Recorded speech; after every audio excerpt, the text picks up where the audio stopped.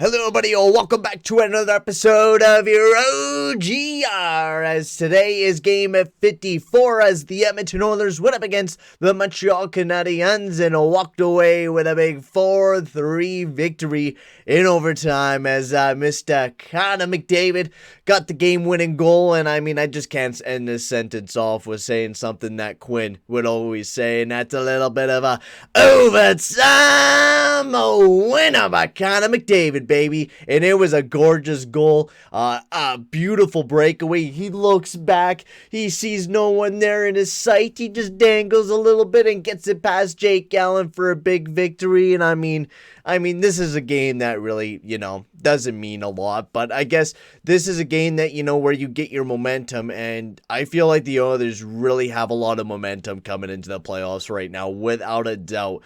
I think we're one of the hottest teams in the North Division right now when you look at Winnipeg, and Montreal has been looking kind of shaky over the past couple games, and those other bottom feeder teams, majority of the teams are not doing so hot right now, and the Edmonton Oilers feel like, I'm watching a team that is ready for playoffs and ready for some action, and I'm excited for it, man. I am really, really excited to get into the playoffs, but this was a big game for the Montreal Canadiens, because if they won or got into overtime, they would clinch a playoff spot and also get a little bit closer to that third place spot, so there could be a potential that we could face the Montreal Canadiens in the first round of playoff action if they win the next game against us or get a point to tie up the Winnipeg Jets, which is a possibility, but Winnipeg Jets do have a couple games on hand. I rather would face the Winnipeg Jets since they've been really cold lately, and I wouldn't mind going up against the Winnipeg Jets. But right now, I gotta say the Edmonton Oilers have been playing a good game against the Montreal Canadiens, and I would be entertained if I were to see Corey Perry go up against our team again. It would be a fun series between those two teams. But anyways, let's get into tonight's game against the Montreal Canadiens. This game was pretty entertaining, to say the least. Mikko Koskinen was in the net, and I don't know, was looking a bit shaky once again. I'm trying to, be a supporter of him, and I am. I love Koskinen. When we picked him up, I thought he was a really good player. And now he's looking a bit shaky over these past couple games, and I don't know what's really wrong with him. I don't know if he's just not feeling confident enough or what it may be. Staylock backed him up, which I think was just a little bit of insurance, so we didn't have to throw Mike Smith out there just in case, Koskinen dropped the ball, which, there was a couple chances that I wish he did save, but, this was not a game that was going to be the end of the world for the Edmonton Oilers if we didn't walk away with a victory, as the first goal happened by Jake Evans, which this was a total fault by Tyson Barrie. Tyson Barrie was being a complete idiot out on the ice. I don't know what he was really doing. He was pinched, and I don't know, it wasn't a guaranteed thing that you were going to get. You weren't going to get that puck when you went and pinched. I think as a defenseman, I knew that I wasn't going to get this puck. They were moving the puck out of the zone, and they had a way out of that, the boards. So Tyson Barrie decides to attack right on the boards. He makes a nice pass, and it's one-on-one with Darnell Nurse. Darnell Nurse is not able to get the puck off of Jake Evans' stick. Jake Evans absolutely buries it on Mikko Koskinen to get the game started for the Montreal Canadiens. And then the Edmonton Oilers, they walk right back in. James Neal gets his 5th of the season, and my boy Ryan McLeod gets his first ever career assist, which is a primary assist in this goal as well, and nicked right off his skate and right into the hands of James Neal and went right into the back of the net for the Edmonton Oilers, which was a great way to get back into it. James Neal's been looking pretty good the past couple games, honestly. He's been putting up some goals. It's exciting me because usually last year James Neal was amazing, so maybe James Neal could give us a bit of magic, which if he could get us that last little bit of energy that he has in his body, we could potentially go on a very deep playoff run if we got that little bit more of depth scoring, which we got it from Dominic Kahuna as well, which we'll get into later on. But the dry line also, if they start producing, which they did tonight, they were a very solid line throughout the night, with Ryan Nugent-Hopkins getting his 15th of the season, assisted by Yamamoto and Draisaitl. That was a beautiful setup goal and a beautiful shot by Nuge getting his 15th.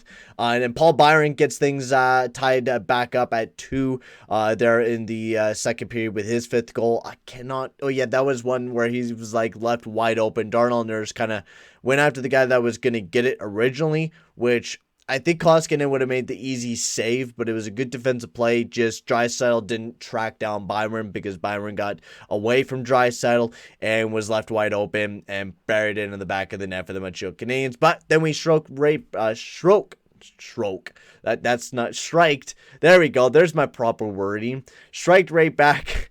And got a goal there from Dominic Cahoon, his 8th of the season by McDavid. It was a beautiful deke there on McDavid. Absolutely broke Thomas Tatar's ankles. Absolutely shattered his ankles.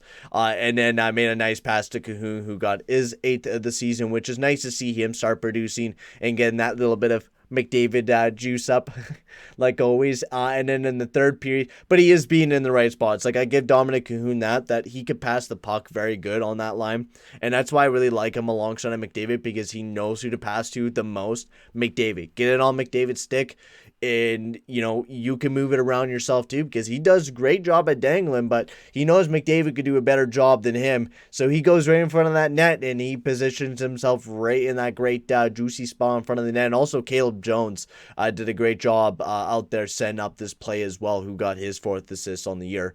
And then Artturi Lehkonen got his 7th of the season there for the Montreal Canadiens. That was a pretty big one there. That was a huge shot. And it was actually a goal before that actually got overturned as well. Yeah, the goal that got overturned was the offside play. I think it was, who was it? Jake Evans who scored the goal. Paul Byron, I think, actually, who scored it. But it got overturned. No goal. It was like, oh, big bummer. But then Artturi Lehkonen absolutely sniped it on Mikko Koskinen. And I don't know, Koskinen looked a little bit off on that one. He definitely wanted that one back. And for sure he did. But then in overtime, with an overtime winner, Connor McDavid gets his 33rd of the season, burying at the back of the net with his 102nd point of the season. Absolutely amazing year for the Edmonton Oilers and just Connor McDavid in general. A historic season for Connor McDavid, and also Leon Draisaitl hit 80 points on the season as well. Absolutely amazing season for Leon Draisaitl as well. We cannot knock that man down. But great game for the Edmonton Oilers. Ryan McLeod was great. Really doing a great job on that third line, especially on the PK. He's a really, really strong player for the Edmonton Oilers and is going to be our third line centerman going into the playoffs. And that really excites me because with him being our good third line centerman, and sooner or later, hopefully he can get a goal. I'm hoping here in the next 2 games he can get his first career goal. But if we could get that third line buzzing on points, that is amazing for the Edmonton Oilers moving forward into the playoffs, especially if we could get Tyler Ennis back in the lineup as well. I think we could start really being a strong team going into this playoffs. But that is a lot of expectations out of this team, and I don't know if James Neal will be able to keep up. There's a lot of questions going in, but I'm excited about this playoff run, and that's all I'm going to be really talking about in these next couple 2 OGRs here, as we got one against the Montreal Canadiens on Wednesday, and then one on Saturday, right in the morning against the Vancouver Canucks. So we got some playoff hockey coming up. Prediction video will be out here very, very soon for the playoffs. It should be out, I don't know, probably before Saturday, so around Thursday, Friday. I'm hoping I could get a video out for you guys for the predictions of the playoffs. Who will win the cup? I guess we'll have to see. I gotta do a lot of diving in that video, but I'm gonna end things here. Tyson Barrie, please smarten up. Also, Tippett, please put back Baron Nurse together. That's the line that needs to happen. I mean, I can't be dealing with this Nurse and Barrie crap. It's too painful to watch. To watch Tyson Barrie lazily skate back on a power play. He was so lazy on the damn power play. I could not believe how lazy he was. It was incredible. That he got outbeat multiple times throughout this game. I don't know if it's just exhaustion hitting him or what it is, but he just played horrible in this game, I felt, making defensive mistakes. I mean, that's just what Tyson Barrie is, but I felt like this game was pretty poor from Tyson Barrie at least, and I think we would do a lot better if we were to, change the Nurse Barrie pairing, because it's not going to work going into the playoffs against any team. And if we were going to want, if we do make it into the second round, right, and we face up against the Toronto Maple Leafs, we need to have Tyson Barrie and Darnell Nurse split up, because that line is not going to work against Auston Matthews and the Toronto Maple Leafs, without a doubt. Tyson Barrie cannot defend anyone. Darnell Nurse can a little bit, but he's not that well defensively. He is a pure offensive defenseman, basically. And I don't know what's his ideal for putting 2 offensive defensemen together. I don't know. But anyways, guys, I'm going to stop rambling on. This team's been amazing.